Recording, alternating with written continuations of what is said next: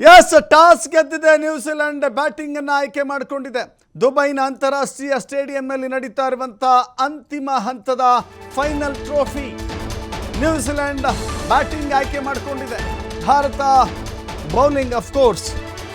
So ಹೀಗಾಗಿ toss ಗೆದ್ದಿರುವಂಥ New Zealand batting ಅನ್ನು choose ಮಾಡಿಕೊಂಡಿದೆ. ಈ ಹೈ ವೋಲ್ಟೇಜ್ ಮ್ಯಾಚ್ನಲ್ಲಿ, ಫೈಟ್ನಲ್ಲಿ ಈಗ ಸ್ಟೇಡಿಯಂ ರೆಡಿ ಆಗಿದೆ.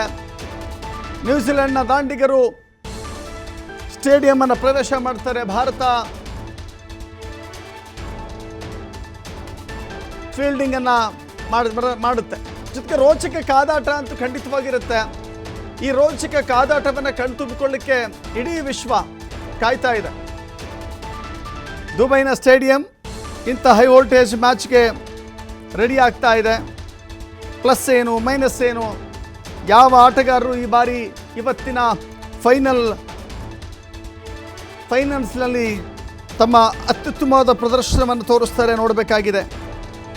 ಭಾರತ ಇಲ್ಲಿವರೆಗೂ ಕೂಡ ಅಜೇಯವಾಗಿ ಮುಂದುವರಿತಾ ಇದೆ. ತನ್ನ ವಿರುದ್ಧವೇ ಸೋತಿರುವಂಥ ನ್ಯೂಜಿಲೆಂಡ್ ಸವಾಲಿಗೆ ಭಾರೀ ಸಿದ್ಧತೆಯನ್ನು ನಡೆಸ್ತಾ ಇದೆ.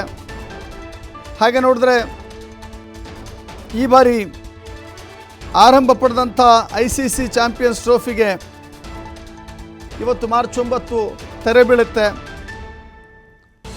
ವಿಶ್ವ ಚಾಂಪಿಯನ್ ಆಗಿ ಯಾವ ದೇಶ ತನ್ನ ಕಿರೀಟವನ್ನು ತೊಟ್ಟುಕೊಳ್ಳುತ್ತೆ ಅಂತ ನೋಡಬೇಕಾಗಿದೆ. ಅಫ್ಕೋರ್ಸ್ ಭಾರತ ಈ ಬಾರಿ ಎಲ್ಲ ರೀತಿಯ ಫಾರ್ಮ್ನಲ್ಲಿದೆ, ಗೆಲ್ಲುವಂಥ ಎಲ್ಲ ರೀತಿಯ ಅವಕಾಶಗಳಿದ್ದಾವೆ. ಸೊ ಇಂಥ ಅವಕಾಶವನ್ನು ಯಾವ ಕಾರಣಕ್ಕೂ ಕೂಡ ಮಿಸ್ ಮಾಡಿಕೊಳ್ಳಿಕ್ಕೆ ರೆಡಿ ಇಲ್ಲ. ಸೊ ಹೀಗಾಗಿ ಕಿವೀಸ್ ಮತ್ತು ಭಾರತ ಮುಖಾಮುಖಿಯಾಗುವಂಥ ಈ ಹಂತದಲ್ಲಿ ಬಹಳ ದೊಡ್ಡ ಮಟ್ಟದ ಪೈಪೋಟಿ ಅಂತೂ ಕಾಣಿಸ್ತಾ ಇದೆ. ಕ್ರೇಜ್, ಕ್ರಿಕೆಟ್ ಫೀವರ್ ಅಂತ ಏನು ಕರಿತೀವಿ, ಅದು ಜೋರಾಗಿದೆ ಎಲ್ಲ ಕಡೆಗಳಲ್ಲೂ ಕೂಡ. ಇಷ್ಟು ದಿನಗಳ ಕಾಲ ನಡೆದಂಥ ವಿಶ್ವ ಚಾಂಪಿಯನ್ಶಿಪ್ನ ಈ ಟ್ರೋಫಿಯ ಫೈನಲ್ ಹಂತದಲ್ಲಿ ಗೆದ್ದು ಬಾ ಇಂಡಿಯಾ ಅಂತ ಹೇಳಿ ಇಡೀ ಭಾರತ ಕ್ರಿಕೆಟ್ ಪ್ರೇಮಿಗಳು ಶುಭಾಶಯದ ಮಹಾಪೂರವನ್ನೇ ಹರಿಸ್ತಾ ಇದ್ದಾರೆ.